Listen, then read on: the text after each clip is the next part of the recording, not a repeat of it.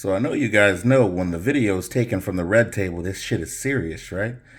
Well, in this video, I'm really not going to say much. What I want you guys to do is just watch and observe. This is an OEM Honda CRV axle. Same axle you would use in the Accord Crosstour, Honda CRV, HRV, pretty much Elements, all of them. They use the same diameter of axle.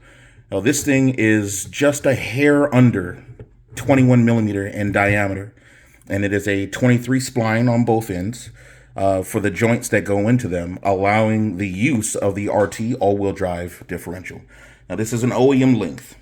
The axle itself, most people are able to use them up to about 400 horsepower before really kind of needing to upgrade. And Insane Shafts has done a pretty decent job in building axles, but they built them based on the OEM fundamentals of operation. We don't do that shit here. This is the AKDBuilt High Performance CV axle shaft. This is gun drilled 300M, and it's designed to run Porsche 90 millimeter inner and outer joints. We can run hundreds as well, available upon request. We got flanges for those too. But we wanted you to take a look and see just how much bigger and how much better designed these are. And again, we adopted this German technology. So we give our hats off to the Germans for coming up with these ideas. But this is Grassroots technology placed in the USDM, JDM, and European domestic market for all-wheel drive conversions. Essentially, we can use this pretty much on anything.